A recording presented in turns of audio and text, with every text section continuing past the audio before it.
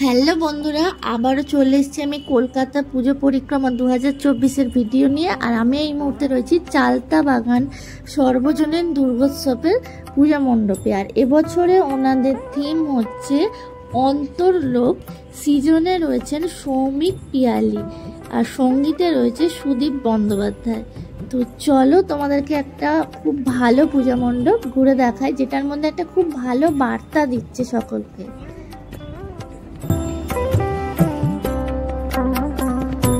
এই দেখো, এটাই হচ্ছে মূল এন্ট্রান্স। এখান দিয়ে পুজো মণ্ডপের ভেতরে যেতে হবে। আর এবছর ওনাদের 80তম বর্ষ, একটা অন্যরকম একটা থিম, যেটার মাধ্যমে একটা খুব ভালো বার্তা দিচ্ছে। তো সেটাই তোমাদের সঙ্গে একটু শেয়ার করি। নিজের দিকে মানুষ অতটা দেখে না, তো নিজের দিকে যাতে আগে মানুষ দেখে, সেটাই কিন্তু এখানে বলা হয়েছে। মানে নিজের দিকে দেখা বলতে নিজের ভালোটা দেখা, ভালোর দিকে দেখিয়ে ভালোটার দিকে এগিয়ে যাওয়া, অর্থাৎ নিজের যে আত্মার সমীকরণ, তো সেই জিনিসটা এখানে ফুটিয়ে তোলা হয়েছে।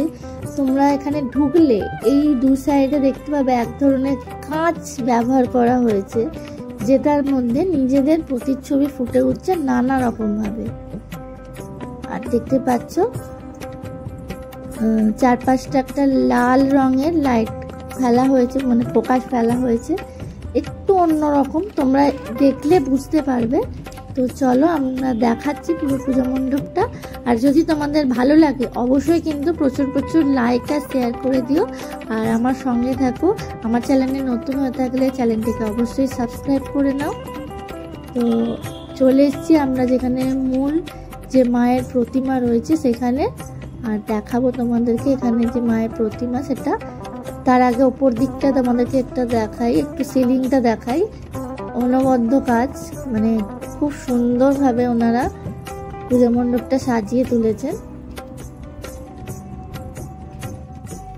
আর এই হচ্ছে এখানকার মাতৃ প্রতিমা, দেখতে পাচ্ছ, একটু অন্যরকম দেখতে, কিন্তু খুব সুন্দর লাগছে। মাকে অনেকটা পরীর মতন লাগছে, দেখো। আর পেছন সাইডে যে ব্যাকগ্রাউন্ডটা করা হয়েছে সেটাও কিন্তু চালচিত্রটা, যেটা অন্যরকম, বেশ ভালো লাগছে দেখতে।